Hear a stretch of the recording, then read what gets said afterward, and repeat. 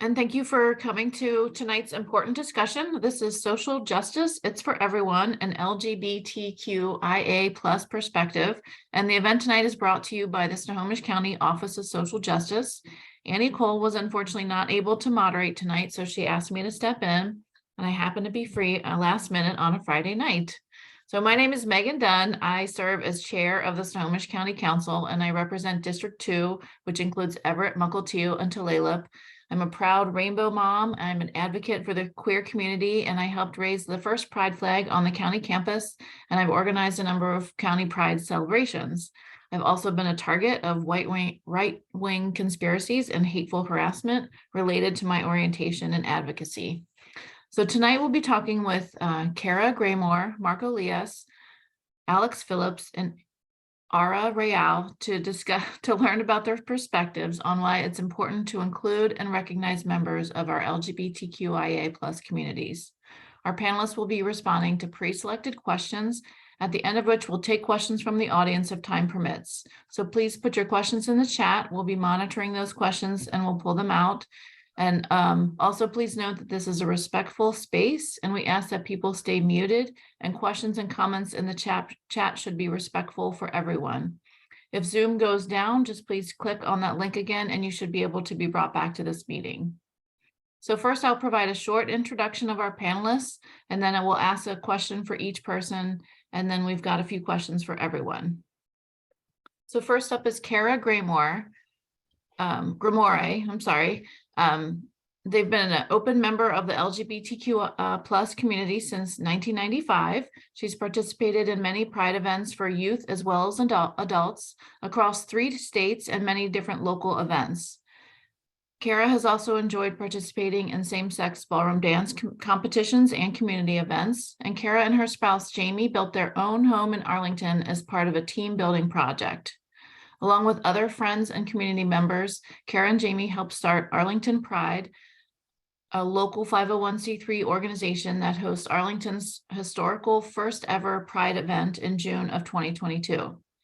They continue to host or participate in other community events, education, and supports. Kara currently owns and operates a mental health therapy practice, Healing Spirals, PLLC, based in Arlington. Next up is Ara Real. They are the Diversity, Equity, Inclusion, and Belonging Manager for the Center for Human Services, a local behavioral health nonprofit that serves Snohomish and King County. Some services offered include office and school-based therapy, substance use disorder treatments, and a variety of family support programs.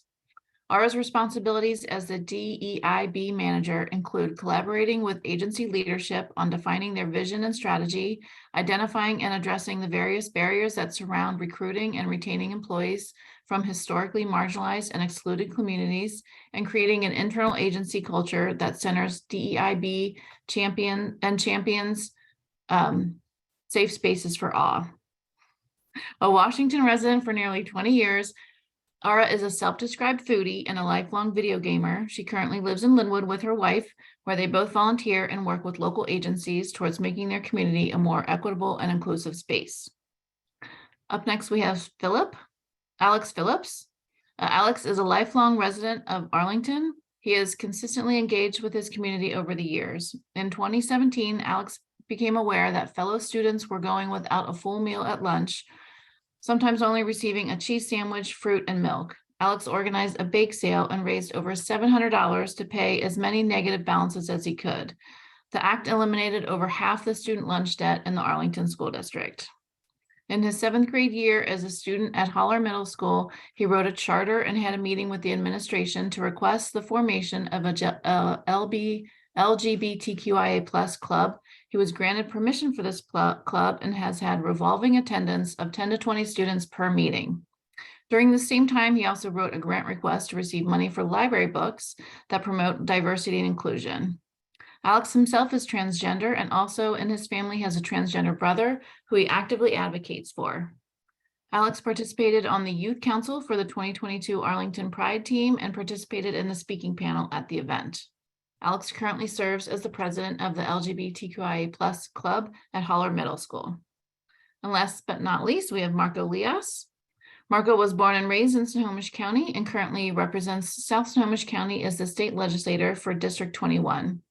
In the legislature, Marco co-chairs the Legislative LGBTQ Caucus and has sponsored numerous measures to expand protections and opportunities for queer people, including a ban on so-called conversion therapy and a requirement that ensures covered gender-affirming care.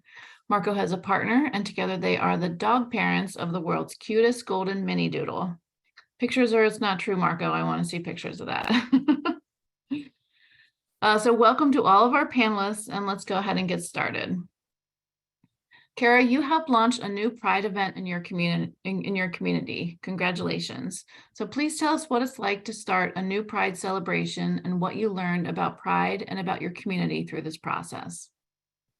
A lot of it is that it's a lot of work, but it's also definitely worth it. It was funny getting started. It was just me and my spouse and a couple of friends originally that, had met through some other diversity events in Arlington and wanted to have a Pride event. We knew there were other LGBTQ plus adults here, and we also knew that we were scattered and not coming together. So we wanted to bring everybody together. And we ended up deciding to do an event in June and did the permitting. I remember filling it out saying, like, how many people do you think you're going to get? Maybe 30. So then we reserved a public park for that. And then we also started having some other monthly events just to start building community. And a whole bunch of 25 youth showed up to the first of those events. And it was amazing and awesome. Also let us know that there was a lot more need in the community than we had realized, and we felt we needed to step it up. So we ended up expanding our board a little bit. We did make a 501c3, which is a bunch of paperwork and there's a lot of things that go into that. But we tried to expand. We got some volunteers. We had some more meetings. The event we ended up having, we had, I think, 300 that they counted just staying with us, and 600 total. There was another 300 going in and out, which we formed apparently at the same time as Stanwood, which is just to the west of us. So some people went to both, which was great. So yeah, lots of work, but also lots of fun. Definitely worth it. And also definitely lots of work. That's great. So it exceeded your expectations by 10. You thought 30 people would come and 300 people came. That's great. Mm-hmm. I think it's great. You guys also have events throughout the year. It's not just the summertime, not just Pride Month. So yeah, we have an event coming up this coming Thursday. We're doing a Friendsgiving event at Remixed Restaurant in Arlington. That's great. We'll definitely share the info in the chat when you get a chance. Good. Ara, there's a clear connection between the marginalization that LGBTQ plus people experience and self-harm and suicide. How can we create safe and inclusive communities and prevent suicide and self-harm? Okay, y'all. All right, let's strap in. So I broke this down as best as I could into 3 semi-easy followed steps. So I want to go over number 1 first, and we're going from big to small. So the number 1 way, one of the best ways that say our state can support the behavioral health of LGBTQ plus youth specifically is we need to support LGBTQ plus initiatives on a systemic level. And I wanted to share real quick this recent research article from the Journal of Psychology, Public Policy and Law, because I thought it was really interesting. So quoting the article, sexual minority youth are at increased risk for suicide. Structural interventions such as hate crime laws that promote the rights and protections of sexual minorities provide opportunities to address these disparities. Although research examining the effects of such legislation is limited. Now, in this study, what they found was the inclusion of sexual orientation as a protected group in state hate crime laws is associated with reductions in the proportion of adolescents attempting suicide. Suicide attempt rates in states that enacted those hate crime laws protecting sexual and gender minorities during the study period found that overall suicide attempt rates decreased by 1.2 percentage points for all students in those states after the legislation was enacted. And what that translated into was an overall decrease of 16% in the yearly number of suicide attempts in those states. So what I'm trying to say is, if Washington State says, hey, you are a protected class, guess what? You feel protected, you feel more included in your community. So that's the number one step. That's a really big picture, state laws.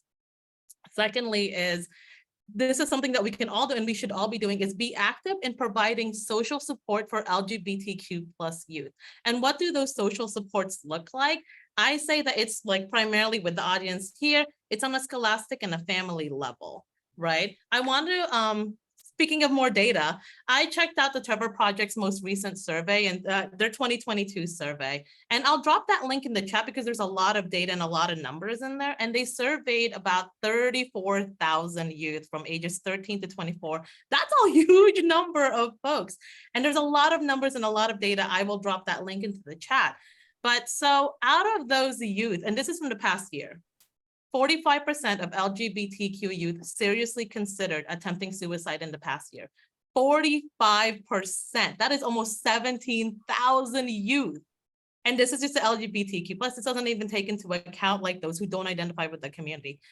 That's a huge number. Now, youth who felt high social support from their family reported attempting suicide at less than half the rate of those who felt low or moderate social support. It seems like a bit of a no-brainer, but if your school and your family supports you, if they are open to like having conversations with you, if they support your identity, your journey towards finding that identity, guess what? You feel more supported, you commit suicide or you have suicide ideation at a lower rate. So that's something that all of us can do. And so like really quick action steps, join support groups. If you are a parent or join PFLAG. There are plenty of PFLAG organizations. We have one in Everett. There's one in Bothell. There's plenty. You can check out PFLAG. Volunteer with LGBTQ plus organizations, right? So I'm just going to name drop one like Globe. You can volunteer as an asset team member with Globe, which is a local LGBTQ plus youth group that serves Snohomish County. So volunteering in that way and showing, hey, I'm supporting, hey, I'm showing up. And also, this is like a little bit like that next level, that next step, advocate to your city and your school district. If you see something, say something. If you're seeing something that you're not necessarily happy is happening in your school district, like some of the various things that you heard from Alex's bio, say something. It takes like public speaking can be really difficult. You can send an email, but just showing up is huge. You do not know whose life you are saving by showing up and saying, I support this community. You never know who's looking at you. So being active in that support. And number 3, we need youth specifically need easier access to mental health services and mental health service supports. That's a no-brainer. If you want to address the mental health issues that are plaguing our LGBTQ plus youth, guess what? Advocate for mental health services. And here I like, and in my bio, I shared that I am the DEIB manager for the Center for Human Services. We're a behavioral health nonprofit. And I wanted to like showcase one of the programs that we have. We actually have in-school therapists, And so in the Mukilteo School District, we are like our therapists are in all of their schools. And actually, if you have a student or you are a student yourself in the Mukilteo School District, you are eligible for free therapy in your school if you belong to the Mukilteo School District. And that's something that not a lot of folks necessarily know. If you're in high school, check out your school counselor, go to your school advocate. But from elementary, middle, and high school, we're in the Mukilteo School District. So easy access where they don't have to go out of their way. It can be a part of their day-to-day. In-school therapists is a really easy way to like have those mental health problems easily, not necessarily diagnosed, but easily worked with, and conversations can happen. And so that's one way. I will always advocate for in-school therapy. A really easy way that we can do at home is destigmatize speaking about mental health at home. Right? Not only like do we want to be inclusive of folks' identity of our LGBTQ plus youth, we want to destigmatize mental health. A good portion of those folks who answered that survey, like a good 40% of them were like from BIPOC communities. And speaking as someone from the BIPOC community, mental health is not something that's often spoken about in the Filipino community, within Asian communities. destigmatizing mental health conversations in your home goes a long way towards, hey, your youth coming up to you and saying, I'm having a problem. Or maybe not at home, maybe you don't have any kids. Are you a teacher? Do you have public spaces where youth come? Destigmatize that conversation there as well. But that's a key piece of, like, we want to talk about mental health. We want to advocate for mental health. We have to talk about it in a way that is informative, that is kind, that is compassionate. That doesn't happen unless we all actively destigmatize. And secondly, again, this is the next step up.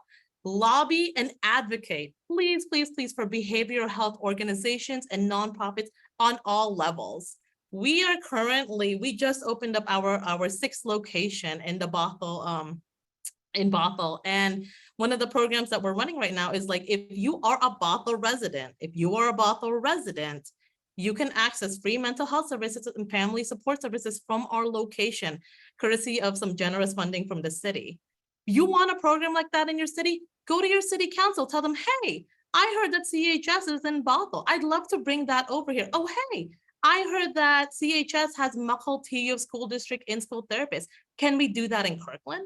Can we do that, like, here in Woodinville? I'm coming up with city names, y'all. I spaced for a second.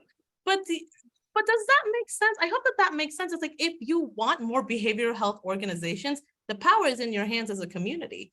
Go to your city council, go to your school districts, go to the people who have the ability to initiate big change, have your voice be heard, and continue holding them accountable. What happened to this?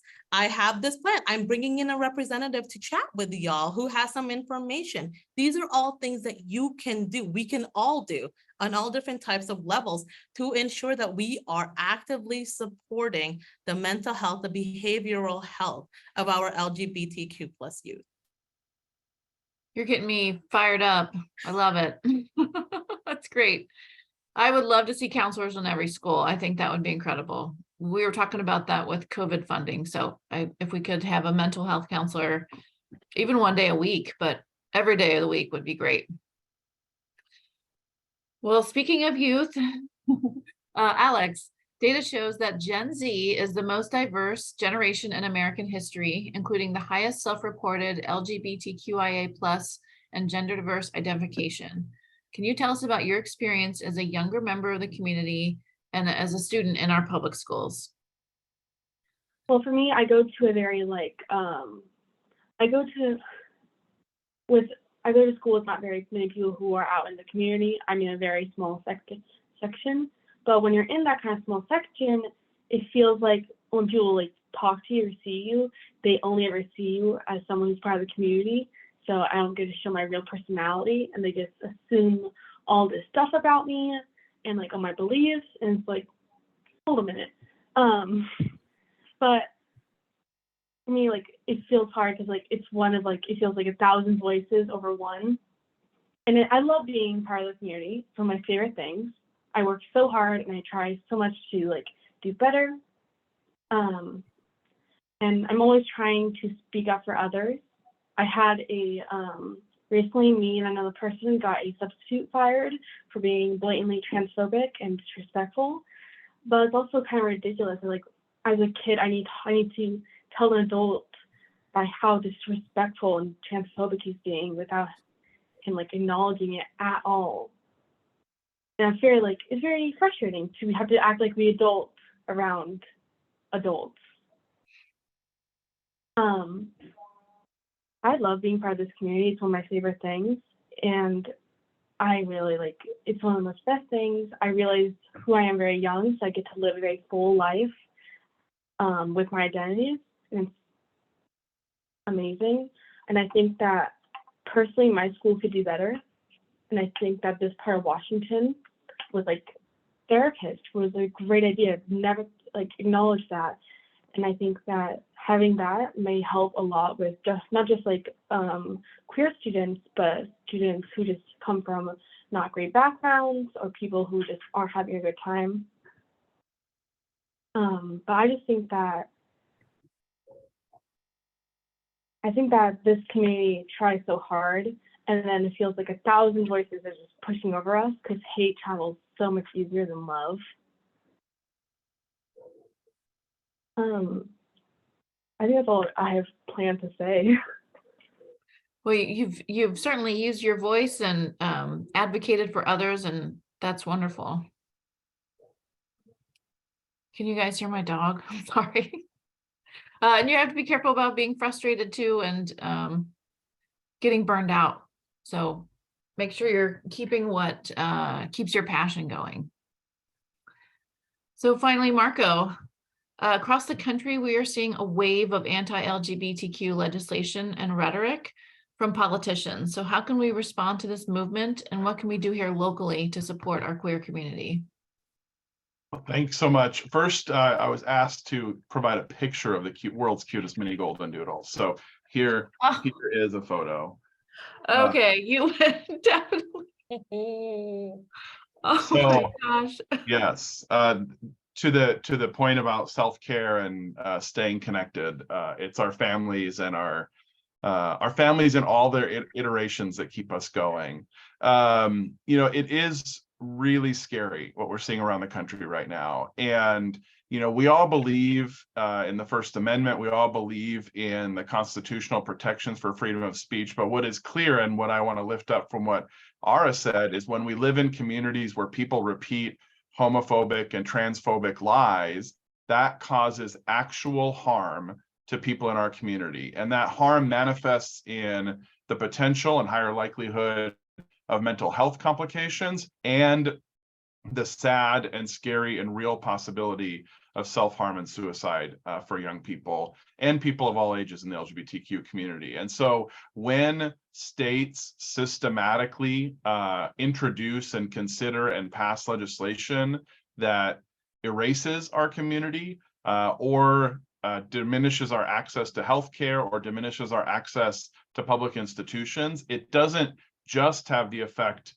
of impacting folks in that states. It sends a chilling message around the country. And that's why it's so important for all of us to speak out. And it's why I'm so proud that Washington State has been at the forefront of leadership in pushing back against this narrative. We have passed a trans-inclusive hate crimes protection law. We've also passed a trans-inclusive anti-discrimination law. Those passed almost 20 years ago. We passed marriage equality in 2012 before our U.S. Supreme Court had ruled to give us access to marriage. Here in Washington, we had it earlier than that. And we've taken action to ban conversion therapy. We've also taken action to ensure everyone has access to medically accurate sexual education in our public schools so that everyone and everyone's experiences are reflected in that education. We've worked to make sure that our trans Washingtonians have access to gender affirming care through the insurance programs that our state licenses and operates, and those that operate in our state. So we are doing a lot to create a safer, more vibrant, more tolerant, more accepting, more loving community for LGBTQ people. The next step, which is what we'll see coming up in this next legislative session, is ensuring that Washington is a refuge for folks who aren't safe where they are, creating legal protections for people to come here to access gender affirming care, to resettle here if they can't make a life in a state that is making their life more difficult. And we have under the courageous leadership of our Attorney General, a state that is suing other states when we see them breaking the law and advancing the wrong kind of approaches. We can't solve, unfortunately, for the other 49 states, but what we can show here is what inclusion looks like and that it leads to better outcomes. I just want to again lift up what Ara said. When LGBTQ people have a safety net, whether it's their family or their chosen family, or whether it's their school community or community institutions that send signals of support and provide that support, we can erase the risk of mental health complications, or we can erase the risk of suicide for people. It's a little common sense, but a lot of love, a lot of acceptance goes a long way. And as a policymaker, that's one thing we can do through the law. And it's why when we banned conversion therapy, I was so proud. In Washington state law, we now say clearly and unequivocally there's nothing wrong with being LGBTQ, that it is not a disorder that needs to be fixed. And in fact, the people who tell you it's a disorder are the ones breaking the law. They are the ones that are causing harm. And so I want to live in a society that says that to everybody and work together at the local level on up to the national level and beyond to send that message everywhere. And I think Alex's story also reminds us that even though we've made all this progress in Washington, it doesn't exist in every school in our state yet. And if we've got transphobic school substitutes in Arlington, we still have a problem in our state that we need to work on. And that's why my heart goes out. I have a giant heart right now for Annie Cole for organizing this as a dialogue in Snohomish County so that our community can be seen, we can talk about what's working and what's not working, and we can advance the message together that here in Snohomish County, there are people that care, there are people that see us, and that we have a community that we can rely on together, both to celebrate like at Arlington Pride, but also to push back when negative and ugly things are happening to us. And this is just the first step to start that. That's great. And it's orientation is a protected class in the state. Is that correct, Marco? Yeah, both LGBT identity and then also gender identity and gender diversity are protected in Washington State. Awesome. Thank you. There's some great content in the chat. There's a couple links for resources and information on that event at Remixed in Arlington. And then I have one question for everybody, and then we have a couple coming in, so we'll sort through those. But why do you believe it's important that we have conversations like this? Why is it important to have pride events and acknowledgement of our LGBTQIA+ community? So we'll start back with our first speaker, Kara. And she may need to be unmuted. Thank you. All right, I was trying to unmute while you were speaking, so could you repeat the question? Why do you believe it's important that we have conversations like this, pride events and acknowledgement of the community? I mean, it's hugely important. When I came out, I mean, it was in the 90s. I was in Catholic school in a small community. Like, I thought I didn't know anybody who was LGBTQ+. I thought gay was just like a bad word people said when they're mad. I didn't know that was a real thing. And you know, at the time I had no real representation. I happened to come out the year after Melissa Etheridge did. So like her coming out actually was really big for me. Like, you know, that was the thing that would keep me going. I would like, you know, she had a little symbol that I would draw in like my school notebooks to like help me through the hard times at school. And so, you know, just knowing any person, knowing that this is real, that you do know these people. And I've seen other people, I know that I did this myself, and I also have seen a lot of other people do this, that when you think you don't know any, it's just some concept out there somewhere. It's very easy to take seriously some information that's really unfounded and is total nonsense. And like, when you know that there are human beings that you know, that you might love, that are in your life, that you interact with, who are LGBTQ+, it at least helps you question when something comes by that sounds like it might actually be nonsense. That doesn't sound right about these people that you know. If you have people that you know, you have some basis for comparison and reality. And it's part of why I've been very openly out, very deliberately, because I feel so strongly about like people change when people know. If they don't know, they think they don't, you know, they think they don't know any. So they need to know that we're here. Yeah, we can't be what we can't see. It's one of my favorite Aaron Jones quotes is, if we don't get to see it, then how do we know we can be that? So Kara or Ara, did you have something to add? I always have something to add. I'm a chatty Cathy, but to really kind of like center it, I'm just gonna be very honest. Part of me is very much bothered by the idea that like, I agree with what Kara was saying. Representation matters. When you know someone personally, it changes who you are. It changes your opinion about like an X group, right? why does it have to be that way? Why do you have to know somebody personally? Why do you have to see someone being harmed in order for you to care? So for me, and like a very overarching thing, like, yes, it is so important. And I'm also like internally bothered that we, as folks from the LGBTQ plus community, like we don't deserve respect just for being who we are. We have to showcase, we have to step up, we have to, like, you have to see how unjustly we've been harmed in order to deserve some sort of like, oh wait, my idea might be wrong. So that might be a little bit of like a Debbie Downer kind of answer, but it bothers me that there has like, and I'm not just talking about the queer community, like it's like with a lot of other things that we don't know. We have to see someone personally, we have to hear a story personally. And it bothers me. I'm just gonna share that internally, it bothers me.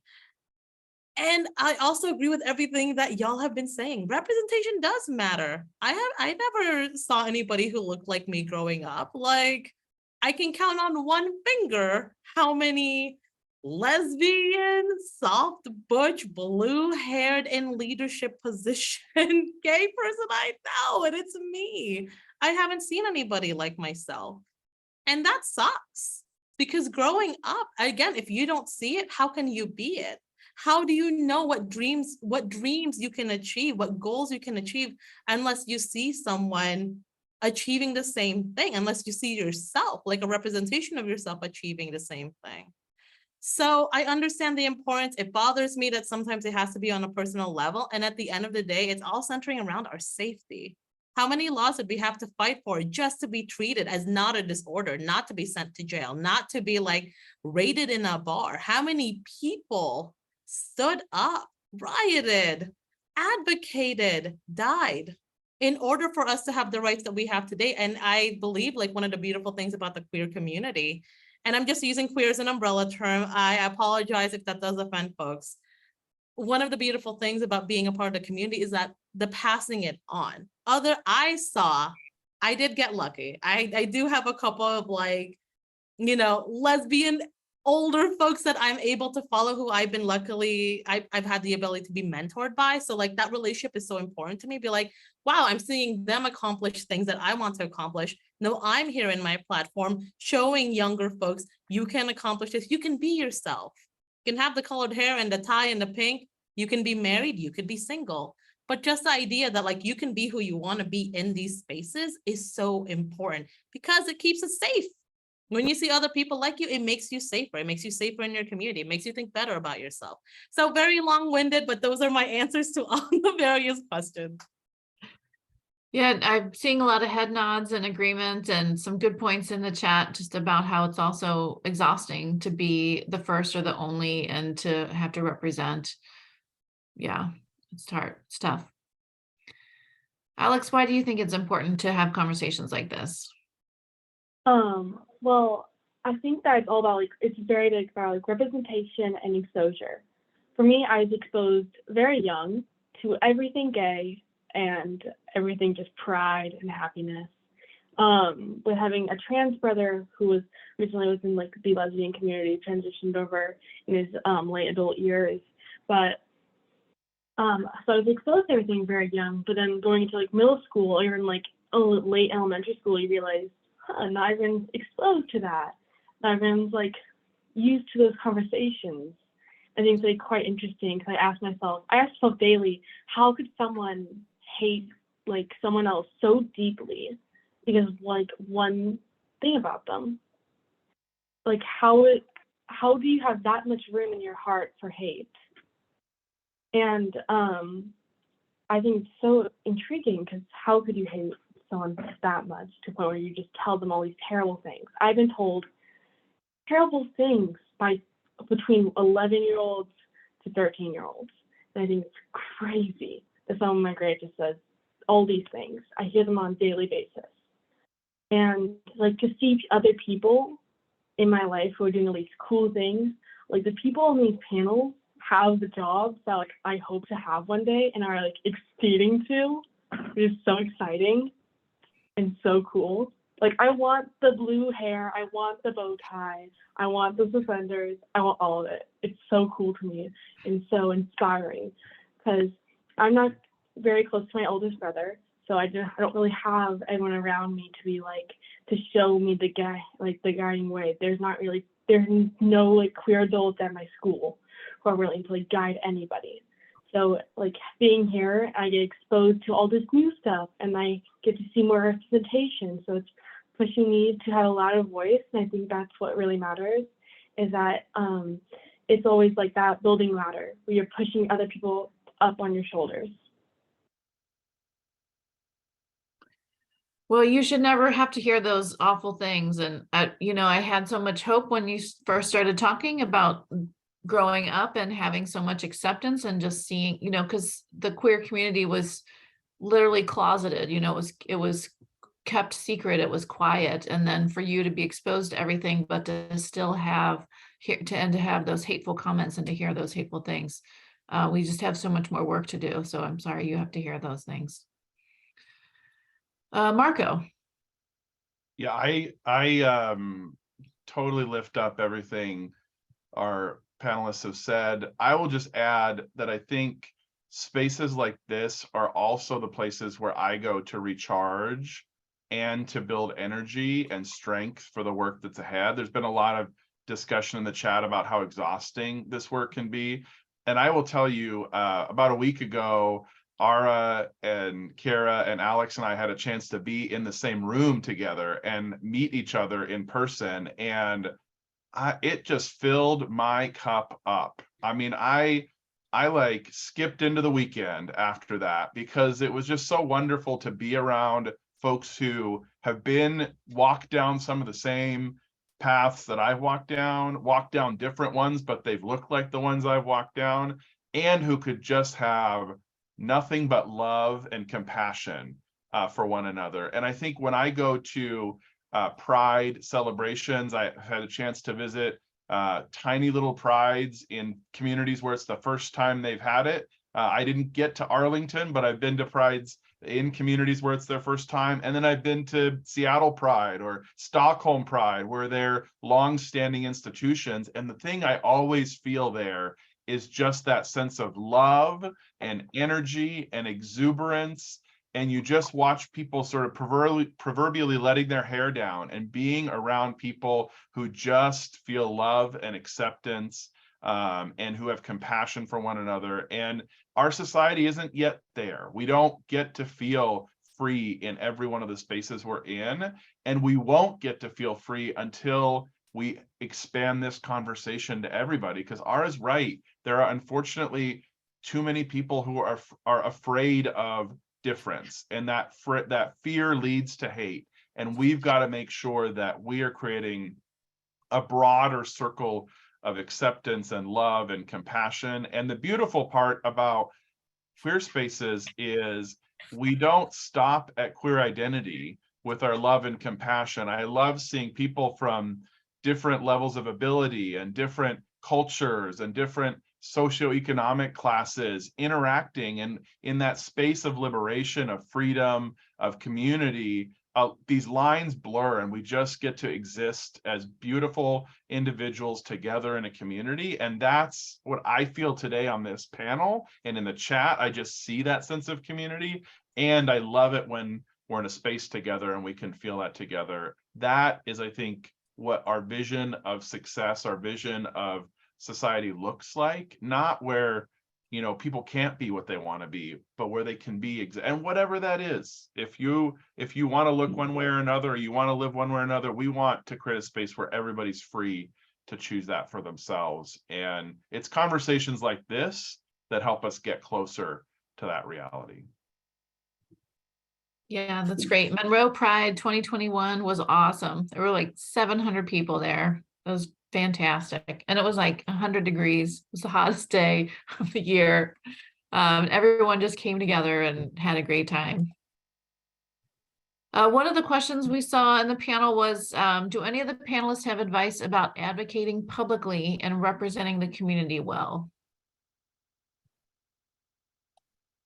I'll just open it up to whoever wants to answer that. It's like Ara's trying to unmute. I muted myself because my keyboard is really loud. I was trying to find it, but speaking, the advocating in public and representing your community well. First off, you, as you are, represent your community well. Don't shy away from who you are. That's number one. It's like, don't try to put on a front, don't try to put on a face. Be who you are because you deserve to be in that space. That's number one. Don't be scared off by like a panel of people in suits. Don't be scared off by a bunch of like old white dudes who may not know what you're talking about. Don't be scared off. Stand in front of them, be who you are. That's number one. Number two, if you cry, that's okay. Finish your speech and backtrack, write down your speech. Because like when you're talking to like, say the city council during public comments, usually there's like a 3-minute, this is how much you can speak. And that's, I wanna double space, maybe a page and a half max. If you can keep your like speech, whatever it is, like within a page, you're usually pretty solid. You're going to be within that time limit, but that time limit is a big factor. Also true if you're speaking via Zoom. So if you're doing it virtually, same thing, there's a time limit. So show up authentically, write down what you're going to say beforehand, time yourself. If you start crying, you start getting emotional. And this is from someone who started crying and started getting emotional when I spoke to city council for like the first or second time, like back in April. Finish your speech, keep going. Cry, wipe your tears away, sniffle if you need to, but you keep going because your message is important. And at the end of the day, don't give into professionalism or into some sort of like, I have to appear XYZ way. Be who you are. You're a part of our community. Represent who you are. Represent your community as authentically as you can. Advocate for them. And then it gets easier the next time. Come back a couple weeks later. Come back the next week if you want. Hold them accountable. Hey, I spoke with y'all about this. Has anything happened? I have additional ideas, right? And I'm going to say, here's another piece of advice. Do what you can, work within your capacity, but never try to push yourself so far past like your comfort zone or where you're at. If you're emotionally exhausted, skip it. Don't go. If you don't have capacity to stand there right now, it's too much because your plate is so full. There's another meeting next week. There will be more meetings. There will be more spaces to advocate. You are what's important. Don't forget that. And don't get so caught up in like, sometimes wheels just spin. Don't get so caught up in like how slow things might go, how helpless it might seem. Keep going, work within your capacity. You need to take a break, and then just keep going. Because that's a learning process forever, is what I'm gonna say. Mitigating burnout, self-care, it's so hard to, it's easier to say, harder to do. So just like, those are some of my tips, but don't let them scare you off. You don't have to be someone else. Like, you don't have to be like an ideal version of, this is what they expect like an LGBT community member looks like. You are what an LGBTQ plus community member looks like. You represent us well. So go forth and say what you need to say. That's awesome advice. I love the pep talk, as someone just mentioned in chat too. Cindy mentioned it. Being yourself, being authentic, that's perfect. Some of the most practical advice was also really helpful because you can always go or watch the meetings online to get an understanding of how the process works and how, you know, people are called up or whatever. And for my office, we had an intern do a video, and it shows like what it looks like to stand there and how long you have and the whole process for giving public comment. But it's designed to be intimidating, right? Like the barriers that exist are designed that way for a reason. So we sit up on a dais, we're higher than you, we're looking down on you. You know, you have to come to a podium, you're recorded. So it's designed that way to intimidate you and to make you feel like you're less than the people that are sitting up that way. So people are giving other advice too. It definitely helps to time yourself in practice because we will cut you off after 3 minutes. Your 3 minutes are done. So, and that can sound cruel, but as a chair, I do that so everyone has the chance to speak. But once your 3 minutes is up, it's like, okay, sorry, we need to move on. And we can't really do back and forth questions, and it can seem really harsh to just be like, next. But did you have something to add, Marco? Yeah, I was going to say, first of all, our stories and our personal experiences matter. I think a lot of people like feel like they've got to go find statistics and research and data.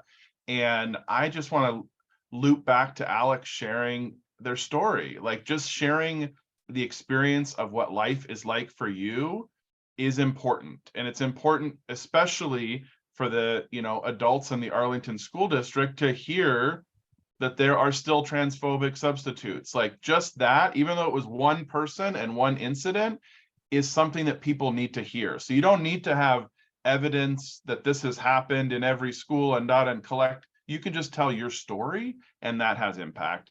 The other thing is, the public meetings are not the only way to speak to elected officials. I know, because I've seen Megan at coffee shops, that both Megan and I and so many other elected officials, we love to meet people. You can call us on the phone, you can send us emails, you can come meet us for a cup of coffee. Like that, you don't have to stand in front of a group of people with a camera on you to share your story and your perspective. And if you're more comfortable talking on the phone, then email your elected official and say, I would like to have a phone conversation with you to tell you my story.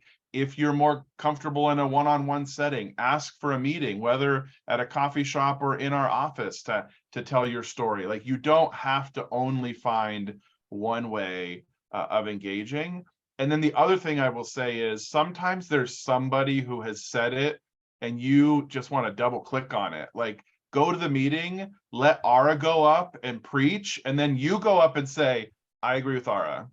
And that drop the mic. That has impact too. Like going there and lifting up the voices of other people who are saying things. Maybe sometimes you feel like someone said it better than you. It's okay to go up and say, hey, my comment is, I really want you to listen to Ara because she speaks for me too. And listen to what she said. I want you to do that too. You don't have to take your whole 3 minutes. You don't have to feel like you have to give all the remarks. Like you can just show solidarity or wear a black suspenders and a pink shirt at the same meeting as her and show support. Like there are other ways to show support that don't require you to be front and center, because that's one of the things we chatted about. Sometimes when you're front and center, you do have to give up some of your privacy and some of your anonymity, and not everybody's ready to do that. And that's not safe for everybody. So you don't have to feel like if you're not doing that, you're not as good as everybody else. No, there are so many ways that we can contribute. Anything to add, Alex or Kara? Yeah. Yeah. So do you want to go ahead? Yeah. Okay. So the main thing I wanted to say was like, also when we're doing this work, and there's been many people at this point commenting like, it's hard, it's exhausting. Don't do it alone, right? You are not the only person that can represent the community in the way that where you see a need.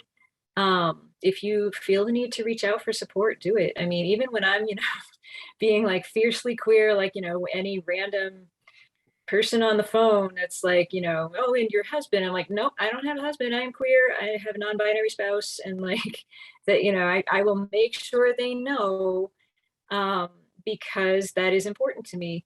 But I will also go call some friends afterwards and be like, and then I had this experience, they said that. Like, so like knowing I have these friends that I can call, knowing that I know who I can talk to get some empathy and some support for myself and for my experience. And like, I really feel like that follow-up is really important. Like if you go up and you speak in front of some intimidating school board, city council, any politicians, even if you're meeting in a coffee house, if you know that you're gonna, maybe need some extra supports afterwards, line up those supports. Know that you have some friends that you can call.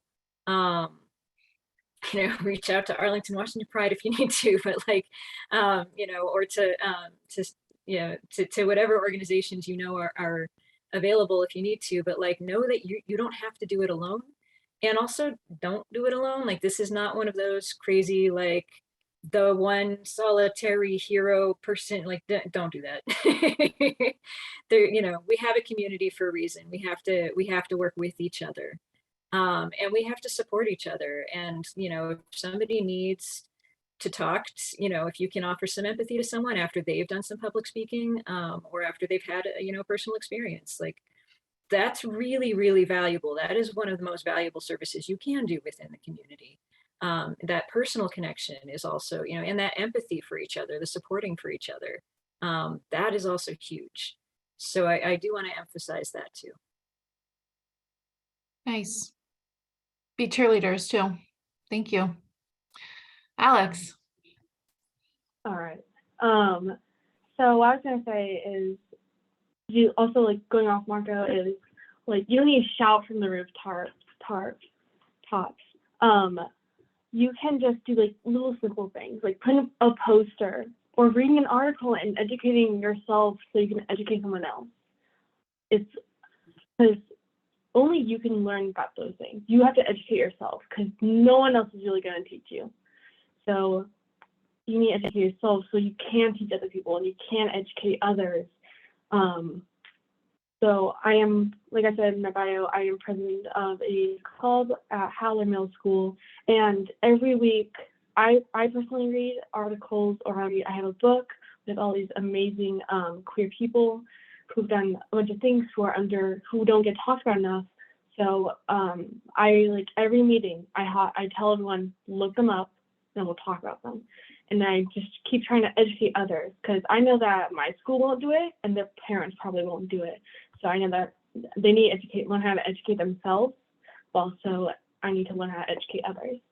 So I think it's just, even if it's like tiny things like that, you're still doing activism, and you're still spreading love, and you're still showing off all these cool people. Well said. Thank you so much. Well, we have about 5 minutes left. There was one other question I would love to get to. Maybe we can kind of do a quick round for ideas for this one, and then maybe we could also have just a closing comments, or if there's anything else you wanted to say. But what are some ways that you would recommend closing the gap between our older adult LGBTQIA plus community and our youth? So Is it pizza? Yes. You gotta have pizza at your meeting.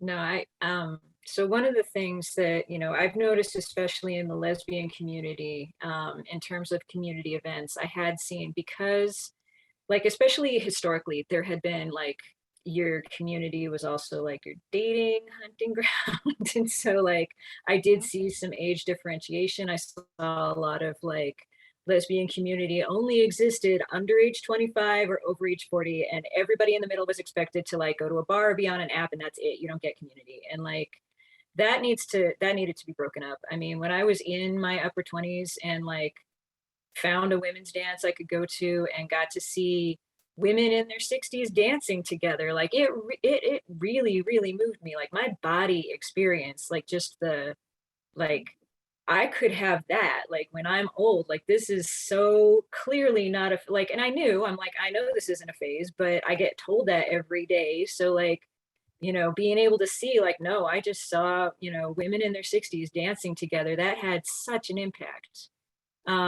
And we do need that, and we definitely need that. Also, I'm of the age group where, like, the generation just ahead of me lost quite a lot of, especially the gay men. And, like, I still see that in the gay men's community, even as a therapist who specializes in LGBTQ community and LGBTQ plus populations, that, like, a lot of gay men are still impacted by that generation loss.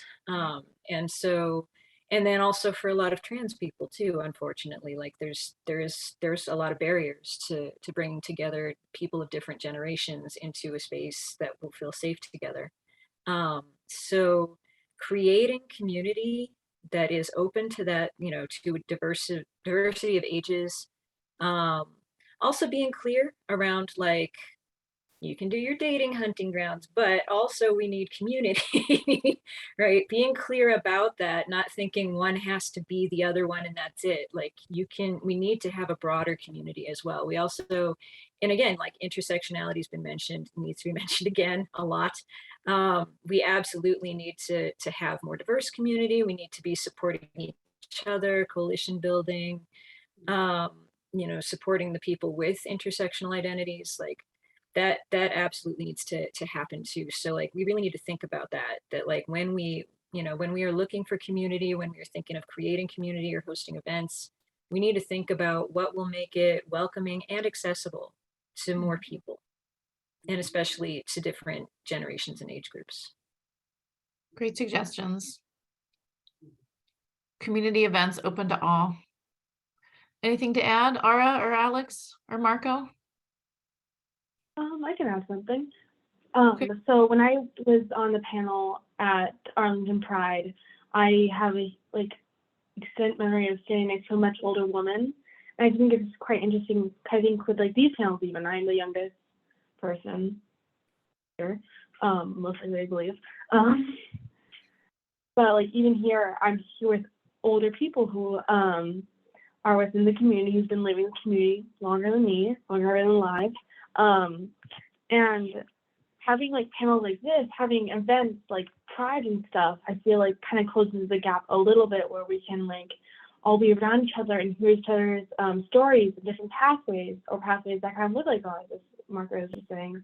And I think that stuff like that kind of closes the gap with being on panels and doing prides, even if it's just small local ones. You hear different stories. I'm oh, why do you live in Arlington? How'd you get to Arlington? Even if it doesn't do with queerness, you're still closing that gap with two who are queer and having a nice conversation. Wonderful.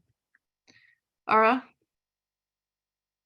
I just wanted to really emphasize that creation of spaces outside of bars, because it's definitely something that I've had very mixed feelings about.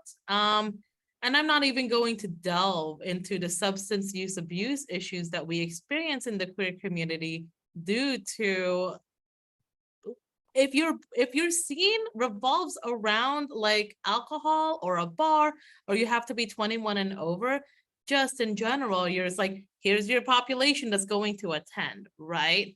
So the creation of spaces that welcome intergenerational populations, that and I'm going to name drop another, please correct me if I'm wrong, but I believe there's a new cafe in Everett, the Catalyst Cafe. Could be a good space to have intergenerational meetings or meetups, or an intergenerational book club or poetry slam night, but having a space that's everyone can come here, and then having events that we're inviting everybody here. I think that can go a really, really long way. And again, I second the whole dating, hunting ground kind of, listen, I've been guilty of it myself when I was younger. I meet someone through a group that I joined, right? And just usually it just happens kind of naturally. You're like-minded folks, you have interests, X, Y, Z, next thing you know, you're dating. So yeah, it happens, but being really intentional about this isn't the space for that. And also now I would love to see some research on, with the advent of dating apps. I wonder if that's still the case. I've been coupled up for a couple of years now, so I'm I don't know, and especially post-COVID, who knows what that really looks like? Is that still a thing? Is there a virtual version of that? I don't know. I'm just posing questions.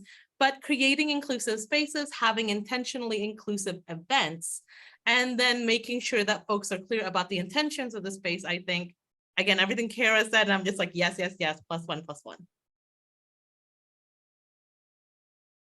Anything to add quickly, Marco? We're running out of time. Yeah, the only thing I'll add is, we do need to do some better work for our elders to also create, from a long-term care perspective, safe queer spaces. A lot of LGBT elders have to go back in the closet when they go into long-term care facilities. And so in addition to yes, and on all the fun stuff, the reality is some of us also are gonna need long-term care. Hopefully me, not for 50 more years, but someday, so we may need it. And so we need to be intentional. And there is actually in Seattle on Capitol Hill, shocker, an LGBTQ elder facility that's really geared towards providing that culturally competent care. I would love to see, the same kinds of settings in Snohomish County so that our queer elders can stay here. And I want to lift up what Kara said. For the gay community, we lost a generation of elders to the AIDS crisis and to a government that ignored our community as we were dying. And so I feel, a little bit of it a loss, because I love Ara's story about looking up to people and seeing who she wanted to be. And I think about, for my generation, we don't have so many of those people. And it is fun now to be a slightly older gay man and hopefully be able to show the next generation of queer people like what it looks like to be in government and what it looks like to be in these spaces. But I wish I had had more of those folks ahead of me as well. So I just want to give a huge shout out again to Annie for convening this space, and to the Office of Social Justice. I saw in the chat she lifted up that there's going to be more of these events, and for all parts of the social justice space, we're so lucky to have her. And one thing everyone can do is write their county council member after this event and say, we love this forum that OSJ created. You should do more of these things, so that our decision makers in Snohomish County know that these good things are happening, and that we want more things like this happening. I'm going to write in the chat, contact.council@snoco.org, snoco.org, and you can email us all at once. Well, I'll let you guys get on with your night. There are some events at Catalyst. There's the Links conference this weekend. There's another conference that they someone put in the chat, Say Out Loud. Everett Pride meets up. So it sounds like we got some good events to try to support the community with, and support Catalyst and other safe spaces. So I want to thank you all for a wonderful discussion. Thank you to our panelists for spending your time with us tonight. Your time is an absolute gift. The Office of Social Justice believes we're better working collectively to end oppression, which is why we started this series and why Annie worked on this. We want to hear from people, and we want to find ways to work together, uplift, and more importantly, eradicate systems of oppression. So thank you all. We have a lot of work to do, but this was really great. Great time to come together. So have a wonderful weekend. Have a great Friday night. Thanks, everybody. Great job, Annie. Thank you to our panelists. Shola, you look like you're on like a music cover. Thank you, Annie. As folks are leaving, I've been muted, and you might be able to hear from my voice why. I'm coughing and I look horrible, so I'm not on screen either. But I appreciate everybody being here, showing up on a Friday night. This is important work.